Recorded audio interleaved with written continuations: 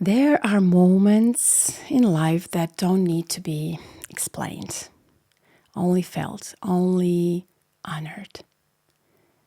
Last week, I sat in the back of a glider, actually in front of a glider, and let my son, my 17-year-old son, carry me as a pilot. He was the pilot, I was the passenger. And for the first time, I wasn't leading him. I wasn't guiding him. I was being held in the air by someone I once carried. And I cried. And it's really emotional right now. Not because I was afraid. I cried because I wasn't afraid. Because I trusted him fully. Because I trusted life. And because something in me, something ancient, let go.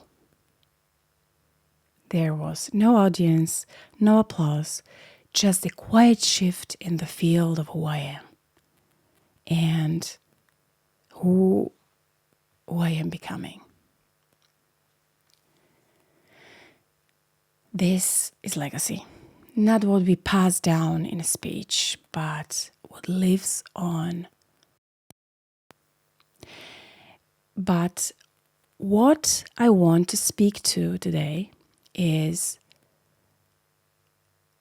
what happened after that. When I tried to share the joy and I couldn't. I took out my phone, hoping to capture the moment. My husband, me, and our son standing there after the flight. And he pulled away. My husband, not my son.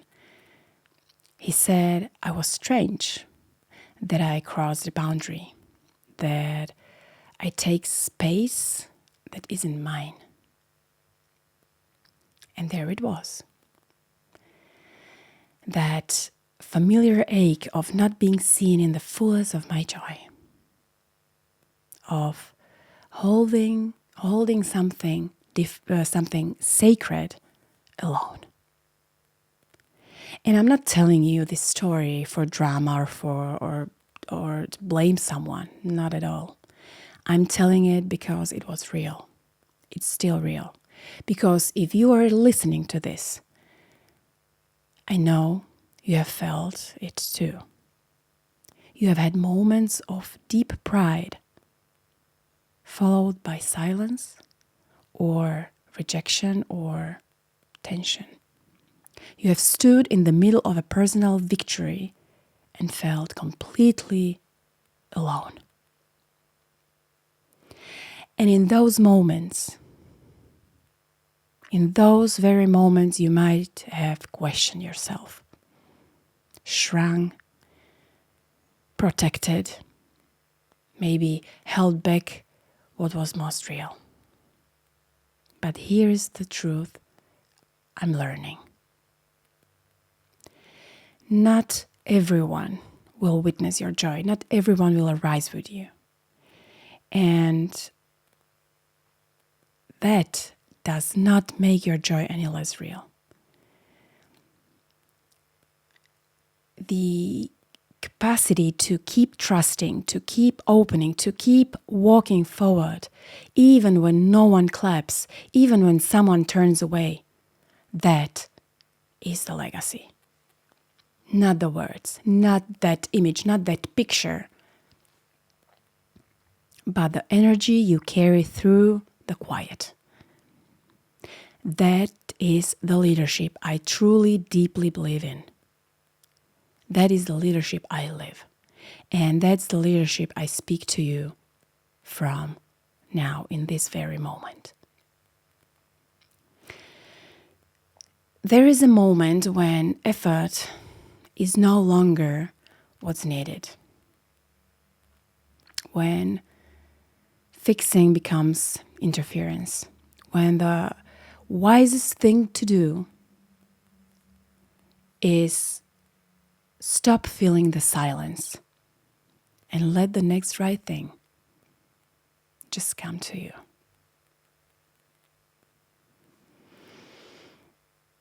That moment is not weakness.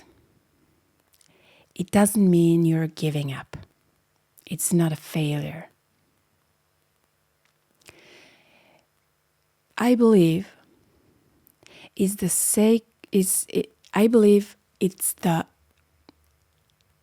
sacred still point between one chapter you were in and the next one that is still to come. And it takes an incredible capacity of your nervous system to stay right there, to feel the ache, to not rush toward control, to not rush to find answers, to keep your heart open without guarantees. And maybe that is what this season of life is about. For you, for me, for all of us who are learning to lead not by force, but by something I call field. So here is my invitation for you today. Where are you still trying to be strong when it is time to let yourself be held? Where are you still chasing answers when what's actually needed is stillness and space? Where are you trying to carry everyone when someone else is ready to carry you? You don't have to force the next step. You don't have to prove your worth. You don't have to fix what's not broken. You only have to trust what's already becoming and let it come.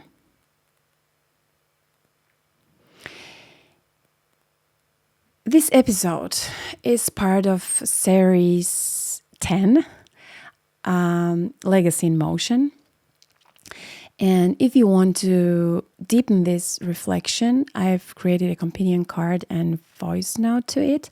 You can find it at the link in the show notes below, or just visit my website.